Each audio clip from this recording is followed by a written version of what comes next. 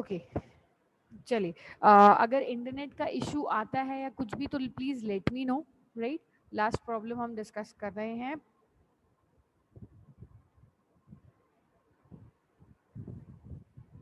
एक सेकेंड। हाँ जी, तो लास्ट प्रॉब्लम है अपनी लॉस्ट अपडेट्स और राइट प्रॉब्लम्स। ठीक है, लॉस्ट अपडेट और राइट प्रॉब्लम्स में सिंपल क्या हो रहा है, देखिए यहाँ पे एक और प्रॉब्लम क्रिएट हो सकती है जिसको हम बोलते हैं राइट राइट प्रॉब्लम्स। ठीक है, जिसको हम क्या बोलते हैं, राइट राइट। अब देखो कोई भी ट्रांजैक्शन, अगर कोई भी कंटेंट का फ्लो क्या होता है, ट्रांजैक्शन उस कोई भी डेटा स्ट्रक्चर या डेटा रिसोर्स पे काम करना चाहता है तो उसका जनरल फ्लो होता है कि वो पहले वैल्यू को रीड करेगा डेटाबेस में एंड देन उसमें कोई भी राइट ऑपरेशन लगाएगा, है ना। यही कंटेंट, यही पर्टिकुलर फॉर्मेट होना चाहिए किसी भी ट्रांजैक्शन का, कि पहले कोई पर्टिकुलर ट्रांजैक्शन किसी डेटाबेस की वैल्यू को एक्सेस करे एंड देन उस में राइट ऑपरेशन लगा सके। बिना एक्सेस के राइट ऑपरेशन अगर वो अपने डेटाबेस में लगा रहा है तो वो राइट ऑपरेशन वैलिड नहीं माना जाता। ठीक है, उस राइट ऑपरेशन को हम बोलते हैं blind write operation. My pen is not working, how can I write. आज बेटा जरा कल देखते हैं इसका। ओके तो ब्लाइंड राइट ऑपरेशन, इसको सोच लेना, मैंने यहाँ लिख दिया है क्योंकि यहाँ पे नहीं लिखा है। आई विल बिलीव कि जितना क्रिस्प शॉर्ट कंटेंट होना चाहिए उतना प्रेजेंट करना चाहिए, तो वही है। लेकिन यहाँ पे ब्लाइंड राइट ऑपरेशन आप सोच लीजिएगा। ब्लाइंड राइट ऑपरेशन क्या होता है, जब कोई ट्रांजैक्शन किसी भी वैल्यू को रीड किए बिना राइट कर लेता है। ठीक है, अब मैंने आपको बोला कि आपको कोई भी रजिस्टर को रीड करना है, राइट। मैंने आपको कोई भी नोट्स दे दिए तो आप उसको पहले रीड करेंगे and then you will update a write operation. आपने उसको पढ़ा नहीं, डायरेक्ट आप उस पर राइट ऑपरेशन लगा रहे हो। पहले पढ़ लो, क्या पता उसमें वही वैल्यू हो, राइट। तो वही चीज हम अपने ट्रांजैक्शंस के साथ अब कंपेयर कर रहे हैं कि कोई भी ट्रांजैक्शन पहले किसी भी वैल्यू को रीड करेगा और देन उसकी वैल्यू को राइट कर सकता है। ठीक है, तो ये हम बोल रहे हैं, ये ऑपरेशन कौन सा होता है, ब्लाइंड राइट। जब डायरेक्ट राइट करता है कोई transaction, like in this case T2 transaction ने क्या किया है, डायरेक्टली बिना रीड किए ए को राइट कर लिया। ठीक है, और उसको कमिट करके चल दिया, अपने ऑपरेशन लगाया, राइट ऑपरेशन लगाया बफर कंटेंट पे, ए के बफर कंटेंट पे, रीड उसको किया नहीं T2 ट्रांजैक्शन ने, और राइट ऑपरेशन लगा के कमिट करके उस ट्रांजैक्शन को खत्म करके वो चला गया, राइट। तो ये भी हमारे लिए एक प्रॉब्लम हो सकती है which is known as write write problem और लॉस्ट अपडेट प्रॉब्लम्स। ठीक है, when some transaction write some values without performing read operation and write its values in local buffer, then it is called lost update और write write problems। ठीक है, जब कोई transaction read operation किए बिना उसमें राइट ऑपरेशन लगा देते हैं और अपने उस पर्टिकुलर वैल्यू को, लोकल बफर की वैल्यू को मेन में कॉपी कर देंगे, या लोकल बफर अपडेट कमिट नहीं भी हुआ तो इट्स ओके, लेकिन अगर राइट करके वो कमिट करके चले गए अपने ट्रांजैक्शन को, उस प्रॉब्लम को हम बोलते हैं लॉस्ट अपडेट और राइट राइट प्रॉब्लम्स। ठीक है, जब कोई भी ट्रांजैक्शन बिना वैल्यू को रीड किए राइट कर देता है उसको हम बोलते हैं ब्लाइंड राइट, राइट। जब कोई ट्रांजैक्शन कोई भी वैल्यू को रीड किए बिना राइट कर देगा तो उसको हम बोलते हैं ब्लाइंड राइट, राइट। हम टेक्निकली ट्रांजैक्शंस में डायरेक्ट राइट ऑपरेशन हमारे लिए मैनुअल नहीं होता, टेक्निकली हमारे लिए सही नहीं होता राइट, डायरेक्ट राइट ऑपरेशन। अच्छा, अब इसका क्यों रीजन, अगर डायरेक्ट राइट ऑपरेशन आप कर देंगे तो क्या उसके कॉन्सिक्वेंसेज हैं वो भी हम डिस्कस करेंगे, वो हम आगे डिस्कस करेंगे सीरियलाइजेबिलिटी में, कि डायरेक्ट राइट कर देते हैं तो उसके क्या कॉन्सिक्वेंसेज हैं, राइट। क्योंकि अभी के लिए आप ये समझ सकते हैं ये कंसेप्ट, क्योंकि कंसिस्टेंसी का कंसेप्ट वहाँ आएगा तो वहाँ पे अपन डिटेल में समझेंगे कि डायरेक्ट राइट करते तो हमारे पूरे डेटाबेस की प्रोसेसिंग पे कितना फर्क पड़ता है, राइट। अभी के लिए हम ब्लाइंड राइट ऑपरेशन को अच्छा नहीं समझते, हम ब्लाइंड राइट ऑपरेशन को एक प्रॉब्लम समझते हैं। ब्लाइंड राइट ऑपरेशन क्या है, कोई भी ट्रांजैक्शन बिना वैल्यू को रीड किए राइट ऑपरेशन नहीं लगा सकता। ठीक है, उसको पहले उस वैल्यू को रीड करना पड़ेगा and then it is eligible to perform any write operation on that data resources. Fine, ठीक है। तो this was your lost update और राइट राइट।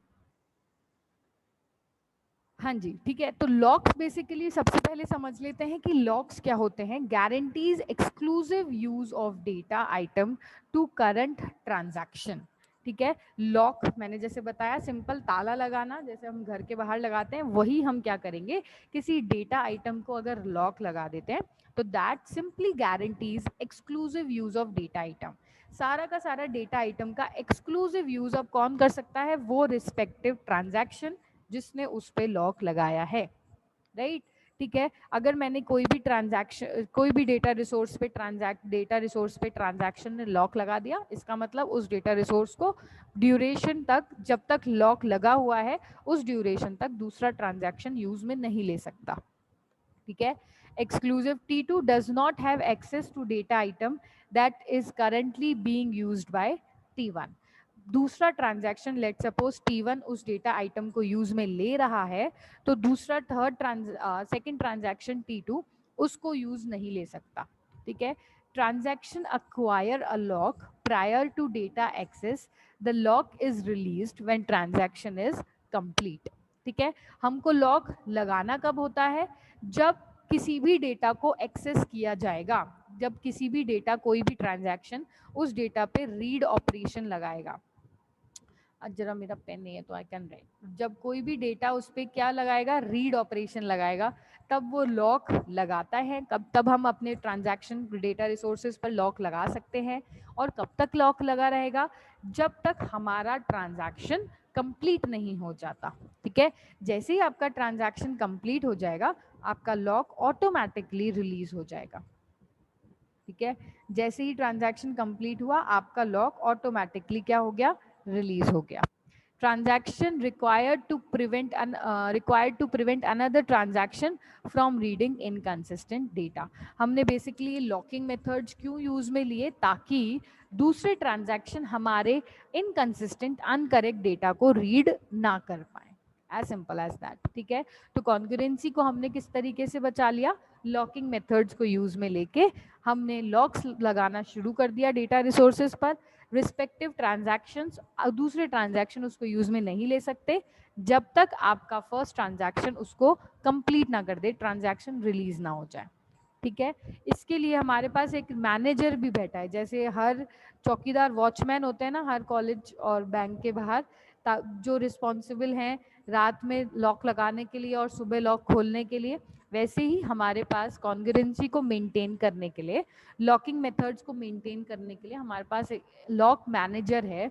वो रिस्पॉन्सिबल है for assigning and policing the locking used by transaction, कि कौन से transaction के कौन से डेटा रिसोर्स को लॉक असाइन करना है और कब किसी लॉक को रिलीज करना है।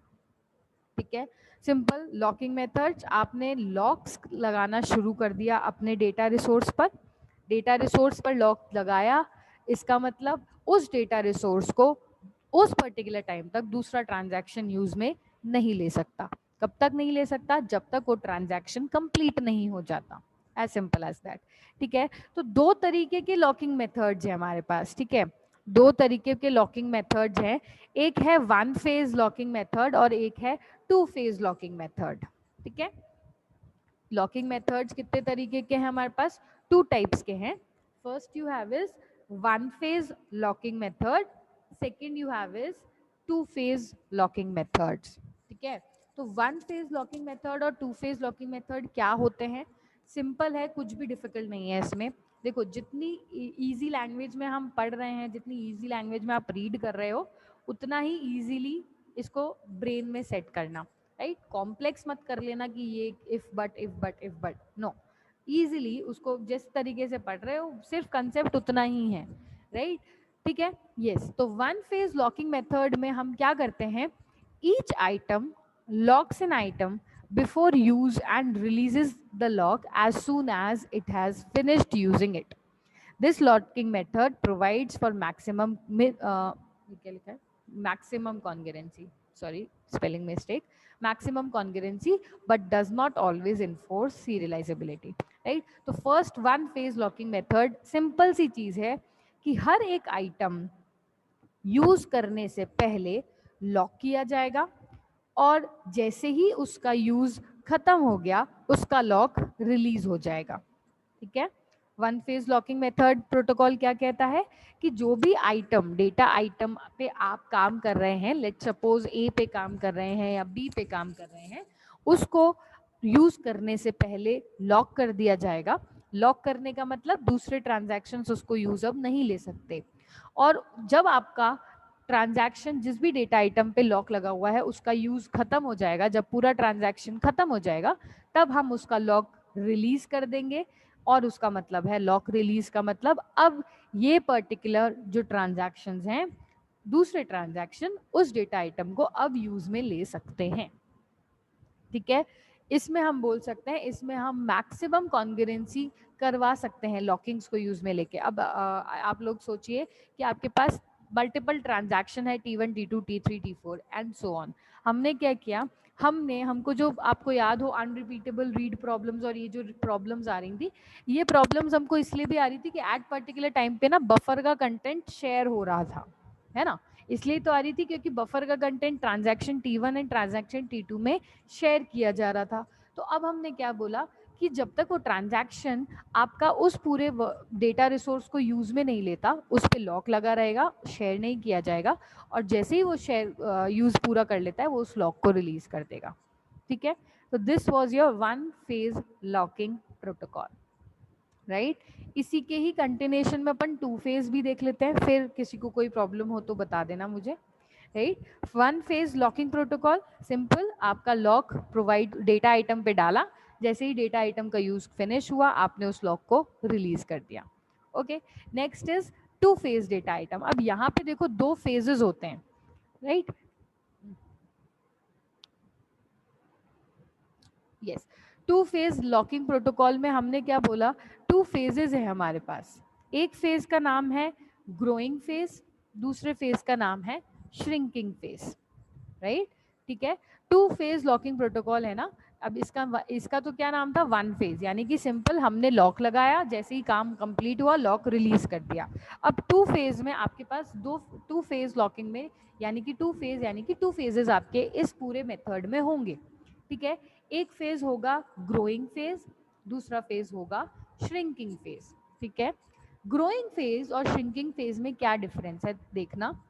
सिंपल सी चीज है, जब आपके ट्रांजैक्शन ग्रोइंग फेज में होंगे तब आपके ट्रांजैक्शन सिर्फ और सिर्फ लॉक्स को लेंगे, राइट, acquire करेंगे। ठीक है, growing phase in which a transaction acquires all the required locks without unlocking any data। ठीक है, एक फेज है ग्रोइंग फेज, जिस फेज में अक्वायर किया जाएगा ये जो 1 2 3 4।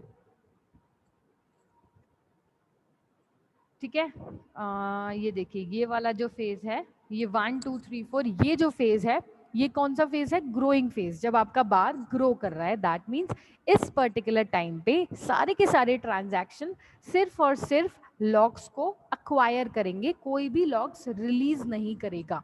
ठीक है, सिर्फ और सिर्फ एक ट्रांजैक्शन ने ए पे लॉक लगा दिया, दूसरे ट्रांजैक्शन ने बी पे लॉक लगा दिया, थर्ड ट्रांजैक्शन ने सी पे लॉक लगा दिया। एट पर्टिकुलर टाइम पे मल्टीपल एक डेटा आइटम पे लॉक लगा ही नहीं सकते, है ना। तो इस फेज में क्या किया जाएंगे, सारे के सारे लॉक्स होंगे, अक्वायर होंगे। जैसे ही वो एक लॉक्ड पॉइंट पर आ जाएंगे फिर आपका आता है श्रिंकिंग फेज। ठीक है, जैसे डाउन जाना, राइट। अब इस श्रिंकिंग फेज में क्या होगा, इस श्रिंकिंग फेज में सारे के सारे लॉक्स जो ग्रोइंग फेज में लगे थे वो सब एक एक करके क्या होंगे, रिलीज होंगे, राइट। इजी। टू फेज इसलिए मैंने इसको बोला है कि मेरे पास दो फेजेस हैं, एक फेज है ग्रोइंग फेज जिसमें सिर्फ और सिर्फ लॉक्स लिए जाएंगे, हर ट्रांजैक्शन पे लॉक्स लगाए जाएंगे अपने अपने डेटा आइटम के लिए। जैसे वो ही एक लॉक्ड पॉइंट पे आ जाता है, लॉक्ड फेज में आ जाता है, उसके बाद जितनों पे भी मैंने लॉक लगाया था वो अब श्रिंकिंग फेज में जा रहा है, वो सारे के सारे लॉक्स एक एक करके क्या हो रहे हैं, रिलीज हो रहे हैं। सिंपल। तो इन दोनों फेज को इसलिए मैंने कहा two phase locking protocol, right. ठीक है, सिंपल। इसमें किसी को कोई डाउट है तो आप पूछ लीजिए, फिर अपन इसकी थ्योरी देख लेंगे एक बार। Yes, anyone.